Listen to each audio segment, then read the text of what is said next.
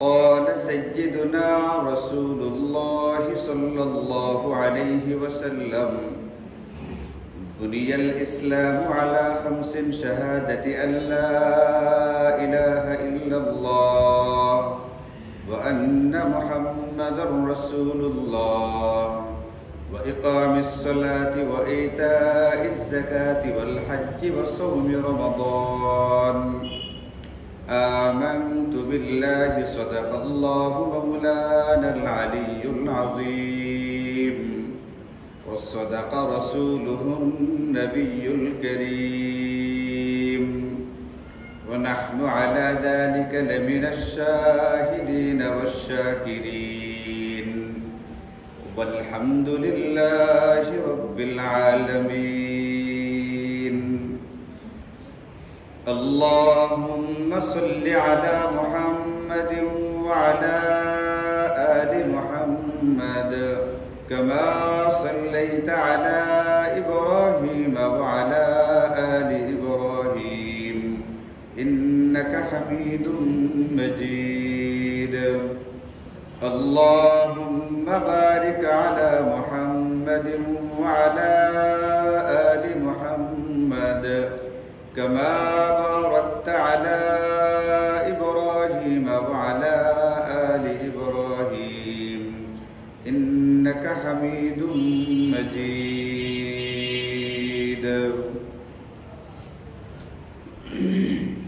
الحمد لله.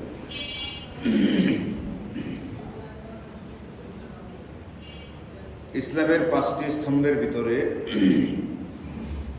অন্যতম গুরুত্বপূর্ণ একটি স্তম্ভের নাম হচ্ছে যাকাত। নির্দিষ্ট পরিমাণ সম্পদের মালিকের উপরে যাকাত আদায় করা এটা একটা গুরুত্বপূর্ণ ফরজ ইবাদত। আল্লাহ বলছেন ওয়া আকিমুস সালাতা ওয়া আতুজ যাকাত, তোমরা নামাজ কায়েম করো এবং যাকাত প্রদান করো। যাকাতের ব্যাপারে আল্লাহ তাআলা কুরআনুল কারীমে 80 বারের উপরে আলোচনা করেছেন। সরাসরি যাকাত শব্দটাকে উল্লেখ করে বহুবার আলোচনা করেছেন এবং নামাজের সাথে বহু জায়গাতে মিলিয়ে আলোচনা করেছেন। এই কারণে মুফাসসিরিনে কেরাম বলেছেন শারীরিক ইবাদতগুলোর ভিতরে নামাজ যেরকম সবচেয়ে গুরুত্বপূর্ণ ইবাদত, আর্থিক ইবাদতগুলোর ভিতরে সবচেয়ে গুরুত্বপূর্ণ ফরজ হচ্ছে যাকাতের ইবাদত। একটা হচ্ছে আমরা শরীর দিয়ে ইবাদত করি, এর ভিতরে সবচেয়ে গুরুত্বপূর্ণ নামাজ, আর একটা হচ্ছে অর্থ দিয়ে, সম্পদ দিয়ে যে ইবাদতটা করা হয়, এইগুলোর ভিতরে সবচেয়ে গুরুত্বপূর্ণ ফরজ হচ্ছে যাকাতের যে ইবাদত সেটা। এখন নিসাব পরিমাণ যে সম্পদের মালিক হবে এই ব্যক্তির উপরে যাকাত প্রদান করা একটা গুরুত্বপূর্ণ ফরজ ইবাদত। আল্লাহ তাআলা কুরআনুল কারীমে সূরাতুল বাকারা এর একেবারে প্রথম পৃষ্ঠাতে আলোচনা করেছেন যে কুরআনুল কারীমের যে নির্দেশনা এইগুলো অনুসরণ করে যারা মুত্তাকি তারা, আমরা গত শুক্রবারে আলোচনা করেছি মুত্তাকি কাকে বলে, তাকওয়া কাকে বলে। যার ভিতরে তাকওয়া থাকে তাকে মুত্তাকি বলে। আর মুত্তাকিদের জন্য আল্লাহ তাআলা কি পুরস্কার রেখেছেন সরাসরি কুরআনুল কারীমে উল্লেখ করে দিয়েছেন। জান্নাত তৈরি করা হয়েছে শুধুমাত্র মুত্তাকিদের জন্য, লিবাসধারী বেশধারীদের জন্য না। যাদের ভিতরে সত্যিকার অর্থে জায়েজ না জায়েজ, হালাল হারামে বাচ বিচার থাকবে, দ্বীনের অনুসরণ জিন্দেগীর সকল ক্ষেত্রে থাকবে, তাদেরকে বলে মুত্তাকি। ইবাদতের ক্ষেত্রে শরীয়তকে মানি, কিন্তু রাজনৈতিক ক্ষেত্রে কোরআন সুন্নাহকে মানি না। ইবাদতের ক্ষেত্রে শরীয়তকে মানি, কিন্তু আর্থিক নিয়মাবলীর ক্ষেত্রে শরীয়তকে মানি না। এদেরকে দ্বীনদার বলা হয় না। এই ইবাদতকারী যত বড় জুব্বা আর যত লম্বা পাগড়ি সে ব্যবহার করুক না কেন। অনেক সময় ব্যক্তি লম্বা পাগড়ি নাই, গায়ে লম্বা জুব্বা নাই, তারপরেও পরিপূর্ণ দ্বীনদার হতে পারে যদি তার জিন্দেগিতে দ্বীনের অনুসরণ থেকে থাকে। তাহলে পাগড়ি জুব্বাধারী না হয়েও সে দ্বীনদার। আর দ্বীনের অনুসরণ যদি জিন্দেগির সকল ক্ষেত্রে না থাকে তাহলে পাগড়ি জুব্বাধারী হয়েও সে দ্বীনদার না। এখন আল্লাহ বলতেন জান্নাত তৈরি করা হয়েছে মুত্তাকিদের জন্য। এখন মুত্তাকিদের কিছু গুণাবলী আল্লাহ তাআলা কুরআনুল কারীমের একেবারে শুরুতে একবারে প্রথম পৃষ্ঠাতেই আল্লাহ তাআলা বলছেন মুত্তাকি কাদেরকে বলে, তাদের গুণাবলীগুলো কি হবে। এর ভিতরে 6টা গুণ উল্লেখ করেছেন। 6টার ভিতরে একটা হচ্ছে আল্লাযীনা ইউমিনুনা বিল গায়বি ওয়া ইউকিমুনাস সালাতা ওয়া মিম্মা রাযাকনাহুম ইউনফিকুন। অদৃশ্য বিষয়াবলীর প্রতি ঈমান রাখবে, নামাজ কায়েম করবে, আল্লাহ পাকের দেওয়া সম্পদ থেকে দান খায়রাত করবে। প্রথম আয়াতে 3টা গুণ বলছেন আল্লাহ তাআলা। মুত্তাকি কাকে বলে? 1 নাম্বার ঈমান থাকবে কার উপরে? আল্লাহ পাকের উপরে। জান্নাত জাহান্নাম দেখছি আমরা, অদৃশ্য বিষয়াবলীর ভিতরে ঈমান থাকতে হবে। আল্লাহকেও আমরা দেখি নাই, আল্লাহর উপরে ঈমান থাকতে হবে। জান্নাত জাহান্নামের প্রতি, কবরের প্রতি, হাসরের ময়দানের প্রতি, কবরে যে সমস্ত ঘটনা ঘটবে যেগুলো নবীজি বলেছেন, কুরআনুল কারীমে উল্লেখিত হয়েছে, এইগুলোর প্রতি ঈমান রাখতে হবে। 2 নাম্বার নামাজ কায়েম করবে। 3 নাম্বার মুত্তাকিদের গুণ হবে আল্লাহ পাকের দেওয়া সম্পদ থেকে আল্লাহ এবং তার রাসূলের নির্দেশনা অনুযায়ী টাকা পয়সা খরচ করবে। এই জন্য আমরা যদি মুত্তাকিদের গুণাবলীগুলো অর্জন করতে চাই, তাহলে একটা গুণ এটা থাকতে হবে, যদি আমার উপরে যাকাত ফরজ হয়ে গিয়ে থাকে তাহলে ফরজ ইবাদত হিসাবে যাকাত আদায় করতে হবে। আর যদি নির্ধারিত পরিমাণ সম্পদের মালিক না হওয়ার কারণে যাকাত ফরজ নাও হয়, আল্লাহ বলছেন এরপরও তুমি সাধারণ দান খায়রাত হিসাবে অল্প কিছু টাকা পয়সা মসজিদ মাদ্রাসা দরিদ্র আত্মীয়দের ভিতরে তোমার কাছ থেকে খরচ হবে, ব্যয় হবে। এটা মুত্তাকিদের একটা সিফত। এই জন্য মুত্তাকিদের বর্ণনা দিতে গিয়া প্রথম পৃষ্ঠার ভিতরে আল্লাহ তাআলা সরাসরি যাকাতের কথা উল্লেখ করে নেই, উল্লেখ করছেন আল্লাহ পাকের দেওয়া সম্পদ থেকে খরচ করবে। কারণ যাকাতের কথা উল্লেখ করলে শুধুমাত্র যাদের উপরে যাকাত ফরজ তারা হয়তো বা ফরজ আদায় করার জন্য যাকাত দিবে, কিন্তু যাদের উপরে যাকাত ফরজ না তারা মনে করবে আমার তো দান খয়রাত করার কোনো কি নাই, প্রয়োজন। এই জন্য আল্লাহ বলছেন না, যাকাত ফরজ না হলেও যদি তুমি মুত্তাকি হতে চাও, যাদের জন্য জান্নাত তৈরি করা হয়েছে, তোমার ভিতরে দান খায়রাত করার একটা অভ্যাস থাকতে হবে। দিন দিন এটা বড় হবে, দিন দিন এটা উদার হবে, দিন দিন এটা সংকুচিত হয়ে আসার কথা না। দিন দিন এটা সংকুচিত হয়ে আসবে, ব্যাপারটা এরকম না। কুরআন আমাদেরকে বলে একজন ব্যক্তির বয়স বাড়তে থাকবে, সকল প্রকার ইবাদতের পরিমাণ সকল দিক থেকে বাড়তে থাকবে, কোনো দিক থেকে কমতে থাকবে না।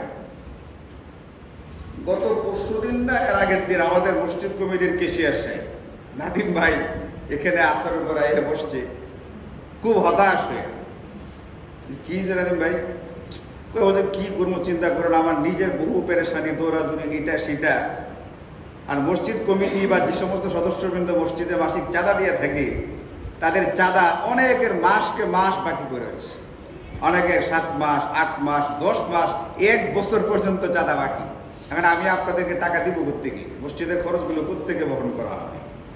আমি কি এদের নামটা উঠছে মানে দিত তো আগে দিত, এখন হয় পরিমাণে কমে আসছে অথবা পরিমাণটা ঠিকই আছে কিন্তু মাস কি হয়ে গেছে, অনেকগুলো বাকি পড়ে গেছে, বকেয়া পড়ে গেছে। এখন এই বেচারা তো কেশিয়ার, যখন মাস শেষ হইতে থাকে তখন তার ভিতরে একটা মাথায় একটা টেনশন ঢুকে যে বেতনটা তো আমার দিতে হবে হুজুরদের হাতে, হুজুররা হয়তো আমার দিকে তাকায় থাকে, এই জন্য তার মাথার মধ্যে অতিরিক্ত টেনশন। আর নতুবা আসলে কিন্তু তারও টেনশনের কিচ্ছু নেই। অন্যরা যদি চিন্তা না করে, এটা কমিটির সদস্য হোক, সাধারণ মুসল্লিবৃন্দ হোক, যারা মসজিদে নামাজ পড়ে, যাদের দ্বারা মসজিদ পরিচালিত হবে, যাদের দ্বারা মসজিদ আবাদ হবে, তারা যেরকম নিশ্চিন্ত হয়ে বসে থাকে, ইচ্ছা করলে নাদিম ভাই নিশ্চিন্ত হয়ে বসে থাকে। আমি কে ধরলাম হুজুর ভাই আমার ওজিফাটা, আমার মাসিক ভাতাটা, বলবে যে ওদের টাকা নেই, এক কথাই শেষ। যদি মুরব্বীরা জিজ্ঞেস করে, এই নাদিম তুমি কেশিয়ার, তুমি টাকাটা দেও না কেন? বললো যে আমার কাছে টাকা নাই, টাকা দেন আমি টাকা দিয়ে দেবো, না অসুবিধা তো নাই। তাহলে তারও কিন্তু ইচ্ছা করলে জবাব দেওয়ার কি আছে, একটা সুযোগ আছে। অন্যরা যেরকম চিন্তা করে না, আমারও চিন্তা করার দরকার নেই। অন্যরা যেরকম এটা নিয়ে কোনো টেনশন নেই, আমারও টেনশন করার কোনো দরকার নেই। ইচ্ছা করলে এটা বলতে পারতো, কিন্তু বেচারা নিজের উপরে অতিরিক্ত চাপটা নিচ্ছে। এই চাপটা আসলে তার একার নেওয়ার কথা না, চাপটা সম্মিলিতভাবে সবার নেওয়ার কথা। যদি আমাদের দিন দিন পরিমাণে ইবাদতের পরিমাণ সকল দিক থেকে যদি বাড়ানোর চিন্তা করতাম, যেটা কুরআন আমাদেরকে বলেছিল, বয়স বাড়তে থাকবে, সকল প্রকার ইবাদত দিন দিন পরিমাণে কি হইতে থাকবে, বাড়তে থাকবে, তাহলে দান খায়রাতের পরিমাণ বাড়ার কথা, দিন দিন সংকুচিত হওয়ার কথা না। দিন দিন বাড়লে যদি ব্যাপারটা এমন হইতো আমরা বাড়ার উপরেই আমল করতাম, তাহলে নাদিম ভাই এসে বলতো যে হুজুর আমার কাছে প্রচুর পরিমাণে টাকা জমা হয়ে গেছে গা, খরচ করার খাত পাইতেছি না, আপনাদের বেতনটা কি বাড়াই দেবো একটু, এটা বলতো।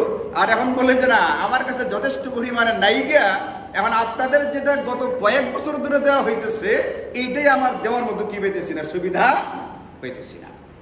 এই জন্য আল্লাহ বলছেন যে মুমিন যারা হবে, মুত্তাকি যারা হবে, সরাসরি যাকাতের কথা উল্লেখ না করে বলছেন যে ওয়ায়ুনফিকুনা, আমি তাদেরকে যা দিয়েছি, আমি মা রাযাকনাহুম ইউনফিকুন, আমার দেওয়া সম্পদ থেকে তারা দান খায়রাত করবে, যাকাত ফরজ হলেও করবে, আর যাদের উপরে যাকাত ফরজ না তাদের মধ্যেও দান খায়রাতের একটা কি থাকবে, একটা স্বভাব, একটা চরিত্র, একটা বৈশিষ্ট্য থাকবে, এবং এটা দিনকে দিন কিছুটা হলেও পরিমাণে কি হইতে থাকার কথা, বাড়তে থাকার কথা, যেটা আমি সত্যিকারের মুত্তাকি হয়ে যাই। নবীজি বলেন যে ইন্নাস সাদাকাতা লাতুতফিউ গাদাবার রব, সাদাকা আল্লাহ পাকের গুসাকে মিটায়। এন্ড যাকাতা লাতুতফিউ গাদাবার রব, এটা নবীজি বলেন যে যাকাত আল্লাহ পাকের গুসাকে নির্বাপিত করে দেয়। কারণ যাকাত বললে শুধুমাত্র ফরজটার কথা মাথায় আসে, সাধারণ সাদাকা বললে, সাদাকা শব্দটা বললে যেটা যাকাত ফরজ সেটা যেরকম আসে, যেটা যাকাত না, যেটা ফরজ না সেটাও মাথাতে আসে। কারণ বিপদ আপদ শুধুমাত্র একজন ব্যক্তি যার উপরে যাকাত ফরজ তার উপরেই আসতে পারে, আর যাদের উপরে যাকাত ফরজ না তাদের জিন্দেগিতে বালা মুসিবত আসবে না, এমনটা কোনো কথা নেই। আপনি বলেন আপনার চোখের দেখা জিন্দেগিতে দরিদ্র মানুষ যাদের উপরে যাকাত ফরজ না তাদের জিন্দেগিতে বিপদ আপদ আসছে, এমন দৃশ্য কি আপনি কখনো দেখেন নাই? অসুখ বিসুখ, মামলা মোকদ্দমা, এটা সেটা কখনো দেখেন নাই আপনারা? এখন ধনী দরিদ্র সকল শ্রেণী যেন দুনিয়ার বালা মুসিবত থেকে নিজেকে রক্ষা করতে পারে, হেফাজত করতে পারে, এই জন্য একটা আসমানি যতগুলো কবজ দেওয়া আছে, আসমানি যতগুলো প্রেসক্রিপশন দেওয়া আছে, ব্যবস্থাপত্র দেওয়া আছে, এর ভিতরে অন্যতম একটা হচ্ছে আমার জিন্দেগিতে নিয়মিতভাবে, সেটা পরিমাণে কম হোক কিন্তু নিয়মিত একটা দান খায়রাতের ইবাদত বা আমল থাকতে হবে। দান খায়রাত করা এটা কোনো সামাজিক কাজ না, দান খায়রাত করা এটা কোনো ভদ্রতার ব্যাপার না, দান খায়রাত করা এটা হচ্ছে একটা গুরুত্বপূর্ণ ইবাদত।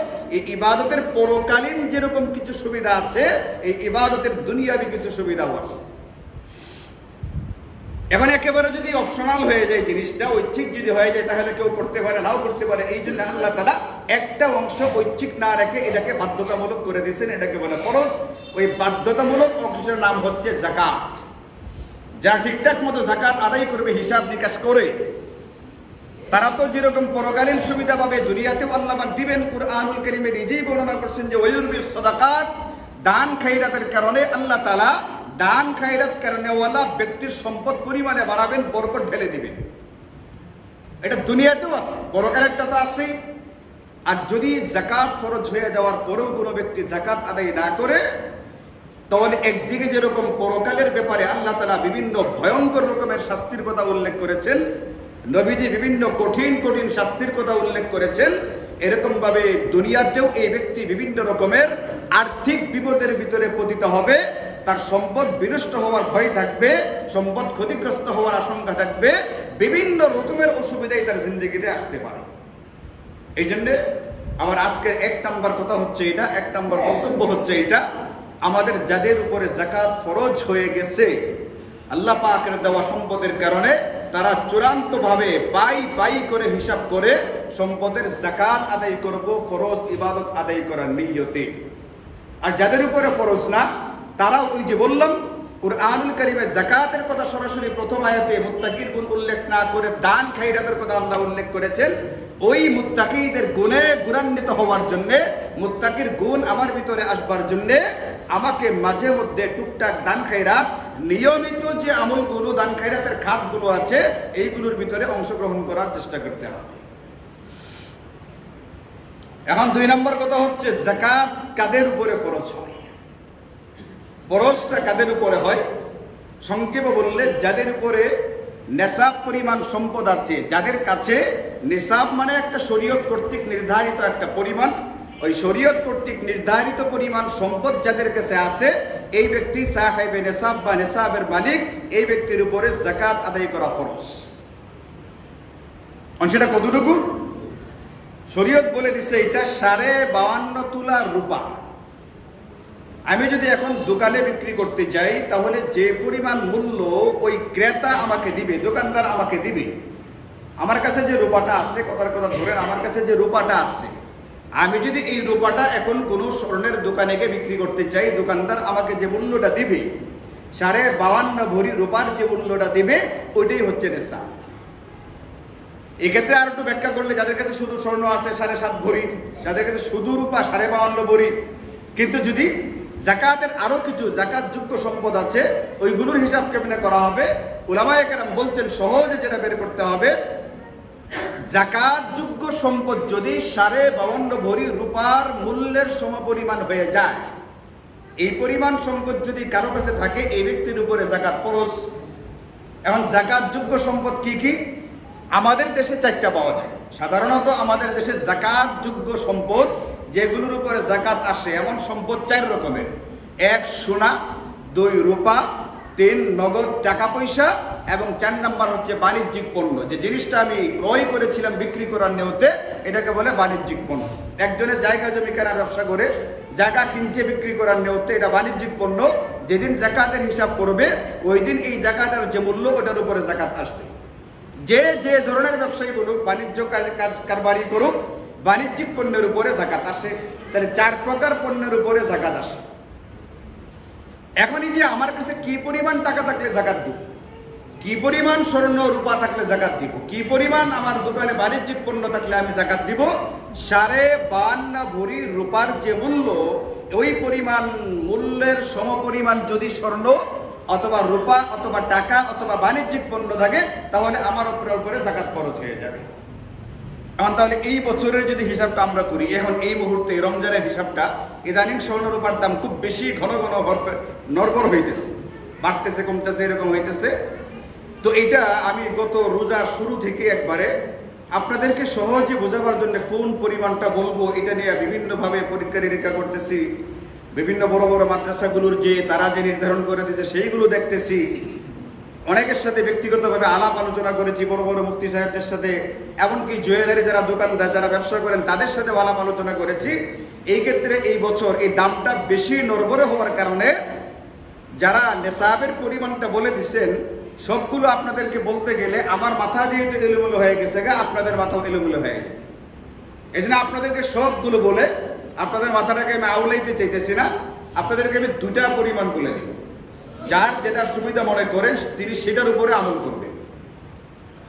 একটা হচ্ছে আমাদের বাংলাদেশের সবচাইতে প্রাচীন, সবচেয়ে বড় যে মাদারিসে দ্বীনিয়া, হাটহাজারী মাদ্রাসা, ইনারা এই বছরের জাকাতের যে পরিমাণটা বলছেন, অবশ্য তাদের যে ঘোষণাপত্র বিজ্ঞপ্তি যেটা আছে, ওটার ভিতরে লেখা আছে আমাদের চট্টগ্রাম শহরের মূল্য অনুযায়ী আমরা বর্ণনা করছি।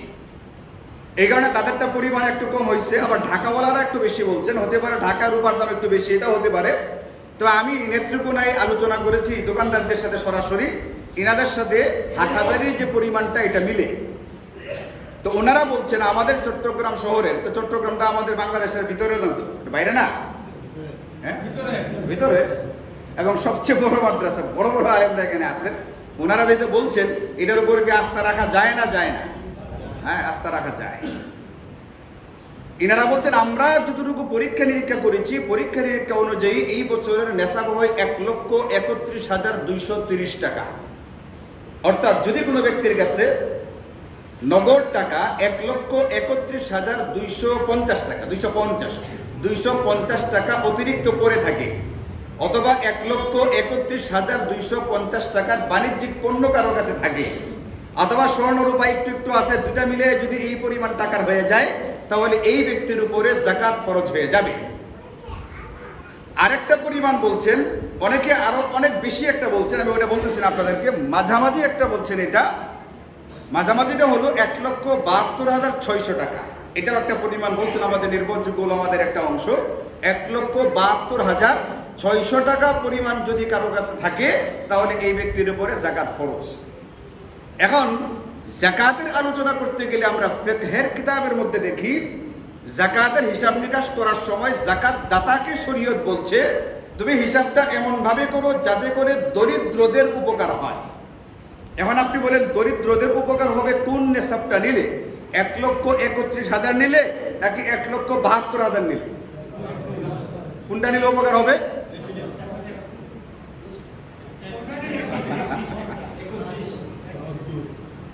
হ্যাঁ, চলেন দরিদ্রের উপকার কিভাবে হয় সেটা বলি আপনাদেরকে। ধরেন যে একজন ব্যক্তির কাছে 1,50,000 টাকা আছে। একজন ব্যক্তির কাছে কত আছে? 1,50,000 টাকা আছে। এখন যদি আমরা যদি 1,72,000 ধরি, তাহলে এই ব্যক্তির উপরে জাকাত ফরজ হবে না? হবে না?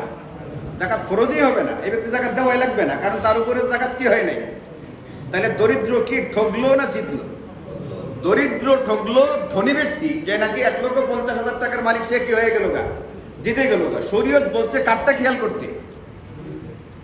শরীয়ত বলছে ধনীরটা খেয়াল করতে না দরিদ্রদেরটা? দরিদ্রদেরটা। কারণ আমরা যদি কমটাকে ধরি, 1,31,000 ধরি, তাহলে এই ব্যক্তির উপরে জাকাত ফরজ হবে। সে এই টাকাটার 40 ভাগের 1 ভাগ অতি অবশ্যই দরিদ্রদেরকে দান করে দিবে। আর যদি 1,72,000 টাকা ধরি নেশাব, তাহলে 1,50,000 ওয়ালার উপরে কি আসবে না? জাকাত আসবেই না, এই ব্যক্তি জাকাত দিবেই না। তাহলে কি দরিদ্রদের লাভ হয়েছে? তাহলে বলেন দরিদ্রদের লাভ কোনটা ধরলে? কমটা ধরলে। যত নেশাবের পরিমাণটা কম হবে, তত বেশি পরিমাণে মানুষের উপরে জাকাত ফরজ হবে, সংখ্যায় বাড়বে। আর যদি নেশাবের পরিমাণটা বাড়াইয়া দিই, যদি 2.5 লাখ ধরি, তাহলে 2,20,000 টাকার যে মালিক, তার উপরে কি আসবে না? জাকাত আসবে না। 2,40,000 টাকার যে মালিক, তার উপরেও কি আসবে না? জাকাত আসবে না। এখন আমরা যদি দরিদ্রদের কথা চিন্তা করি, এবং আমি যদি জাকাতের ফরজিয়তের যে ব্যাপারটা আল্লাহ পাক দিয়েছেন আসমান থেকে আমাদেরকে, এটার উপরে আমল করার চেষ্টা করি, তাহলে আমাদের 8,000-এর নেশাবটাকে মেনে নেওয়া উচিত। মেনে নিয়ে 1,31,250 টাকা সম পরিমাণের টাকা, বাণিজ্যিক পণ্য অথবা স্বর্ণ রূপা দুটা মিলিয়ে যদি কারো কাছে থেকে থাকে, তাহলে তাদের জাকাত আদায় করা উচিত।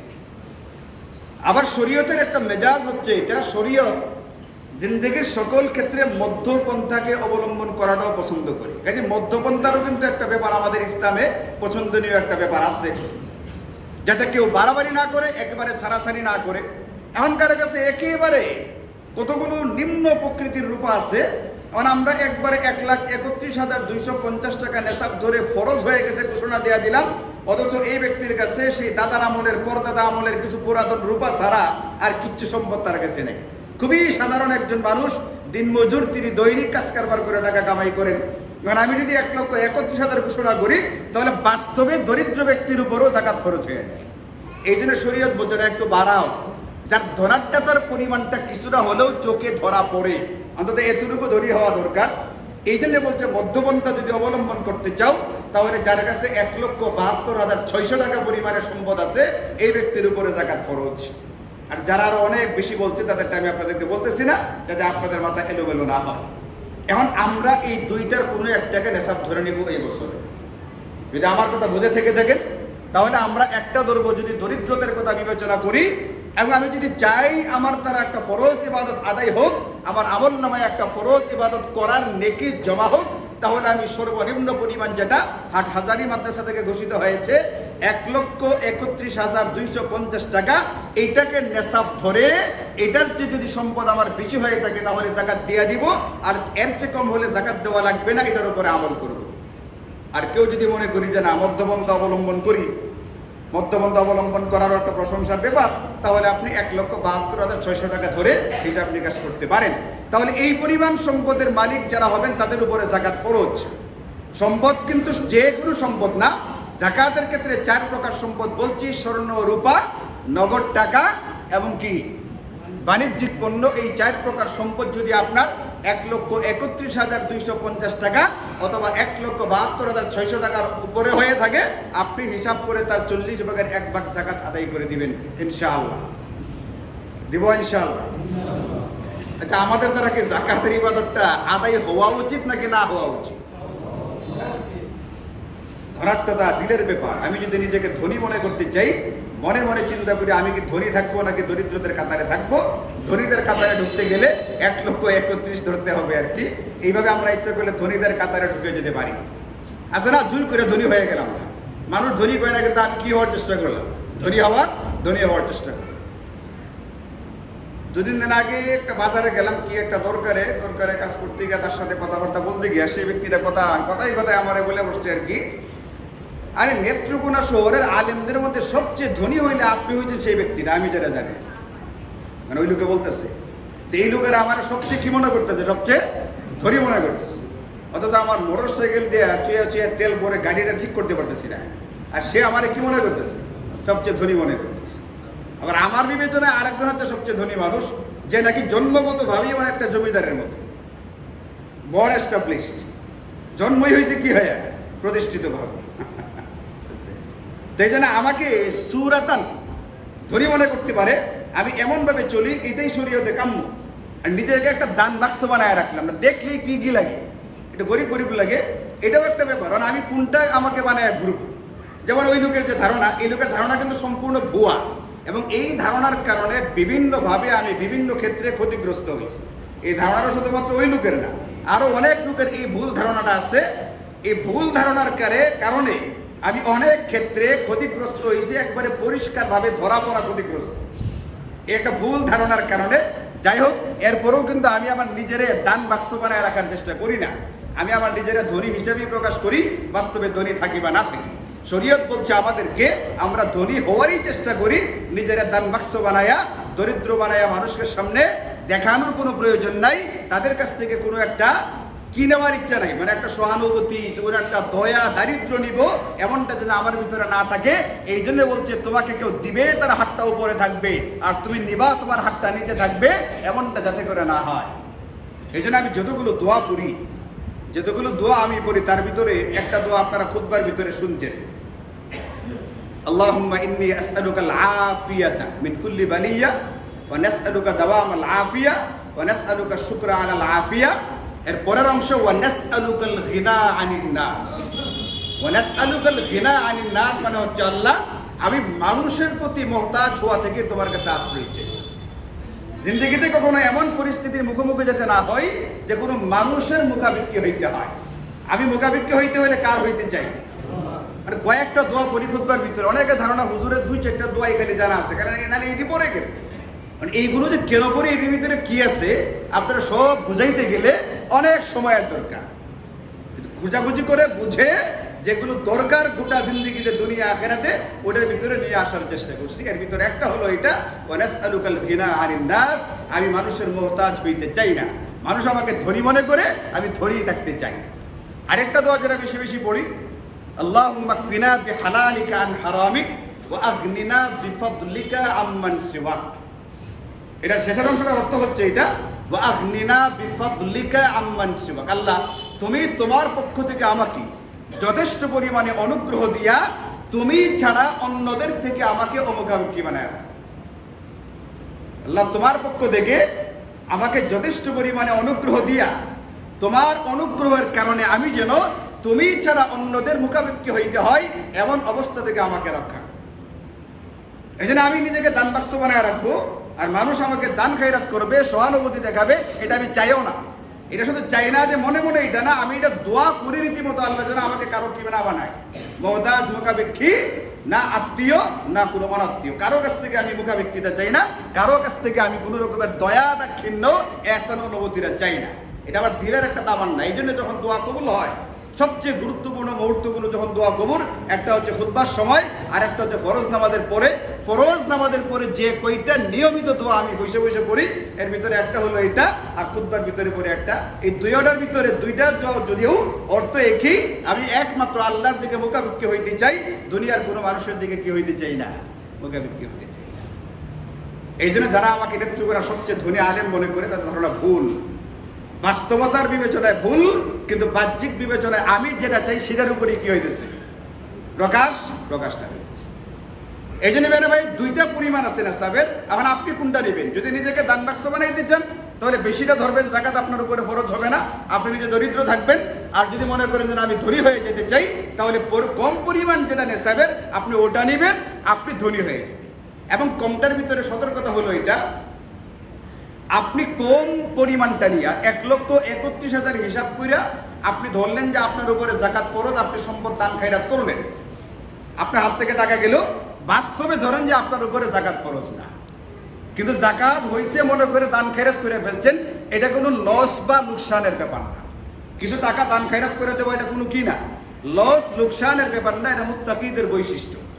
কিন্তু আপনি 1,72,000 ধরলেন, ধইরা পরে জাকাত দেওয়ার চেষ্টা করলেন, অথচ জাকাত ফরজ হয়ে আছে কত? 1,31,000 উপরে। 1,31,000 হওয়ার পরেও আপনি জাকাত দেন নাই। আপনি 1,50,000 টাকার মালিক, আপনি বললেন যে না 72 তো হয় নাই, আমি কি দিব না, জাকাত দিব না। আর বাস্তবে জাকাত ফরজ হয়েছে 31,000 উপরে। আপনি এই যে জাকাত দিলেন না, বেশিটাকে নেশাব ধইরা জাকাত না দেওয়ার কারণে আপনার কিন্তু ফরজ তরক করার গুনাহ হবে। এই জন্য কম পরিমাণটা নেওয়ার ভিতরে অধিক সতর্কতাও আছে। দরিদ্রদের প্রতি উপকারিতার একটা ব্যাপার যেটা শরীয়ত খেয়াল রাখতে বলছে, ওটার উপর আমল হয়ে যায়। এই জন্য আমরা কমটাকে ধরে জাকাত দেওয়ার চেষ্টা করি। কতটুকু জাকাত দিতে হবে? সম্পদের 40 ভাগের 1 ভাগ, এবং প্রতি বছর মাত্র একবার, 1 বছর পরে একবার জাকাত দেওয়া হবে। আল্লাহ পাক আপনাকে সম্পদ দিবেন, দেয়া বলছেন 1 বছর তুমি ভোগ ব্যবহার করো, 1 বছর পরে তুমি এখান থেকে 40 ভাগের 1 ভাগ দরিদ্রদের মাঝে দেয়া দাও, বাকি 39 ভাগ তুমি ভোগ ব্যবহার করো। তুমি যেটা দিলা 1 বছর পরে 40 ভাগের 1 ভাগ, আগামী 1 বছরে এই 1 ভাগটাকে কয়েক ভাগ বৃদ্ধি কইরা এরপর আমি আবার তোমাকে ফেরাই দিব। মানুষ ব্যাংকে টাকা রাখে, 1 লাখ টাকা রাখলে মাসে কত টাকা লাভ দিবে? 500 টাকা দিতে পারে। 1 লক্ষ টাকা রাখলে দিছেন 1 লাখ, আপনার কাছে টাকা নেই, টাকা ব্যাংকে পড়ে আছে, ব্যাংকওয়ালারা ব্যবহার করতেছে টাকাটা, ইন্স্যুরেন্স কোম্পানিওয়ালারা টাকাটা ব্যবহার করে, তারা ব্যবহার করে 1 লক্ষ টাকা আপনার কাছ থেকে না তারা ব্যবহার করে আপনাকে লাভ দিচ্ছে 1 বছর পরে 600 টাকা। আর যদি এক মাস পরে 600 টাকা, 1 বছর করলে কত হয়? ধরেন যে 1000 টাকা, বর্তমানে একটু বাড়াই দিলে 1000 হলে 12,000 টাকা দিচ্ছে আপনাকে। আর আল্লাহ বলছে তুমি যে পরিমাণ দিবা, আমি দিছিলাম তো 1 লাখ, দিছিলাম কত? 1 লাখ, আমাকে দিছে 12,000। তার মানে আমি যা দিছি তার চেয়ে অনেক পরিমাণে কম দিছে।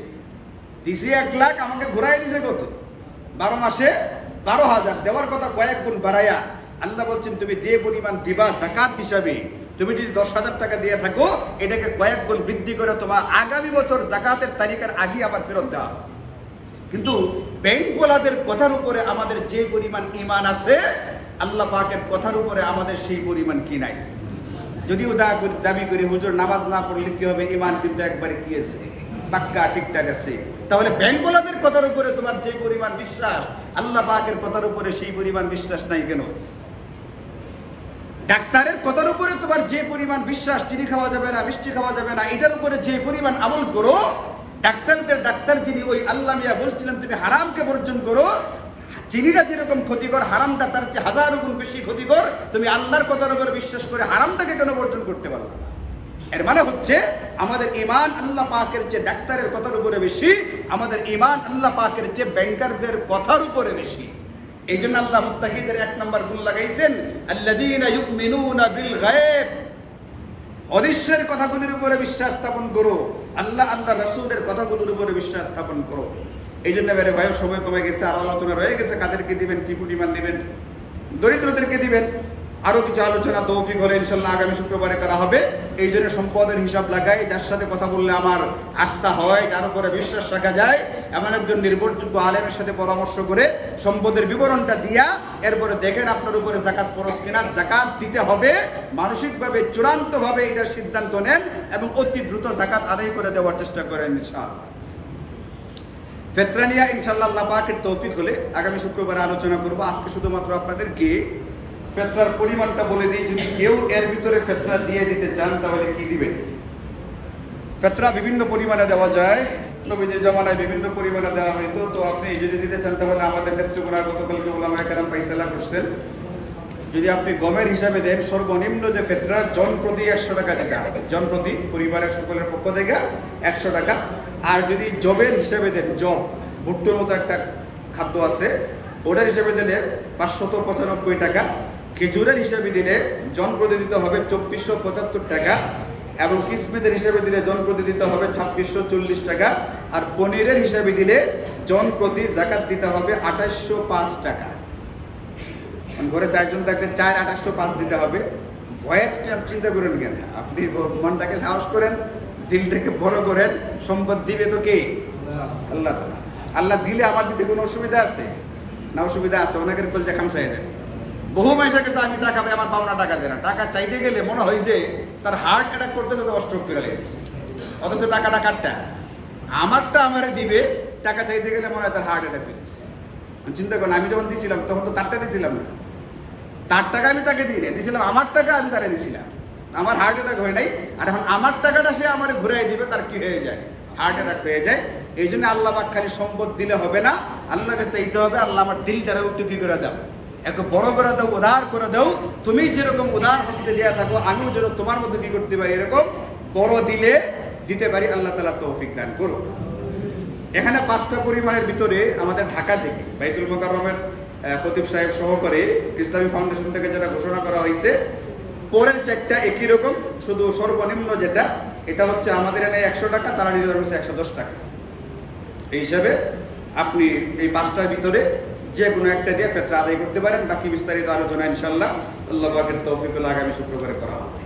ওয়া আখিরু দাওয়ানা আলহামদুলিল্লাহি রাব্বিল আলামিন।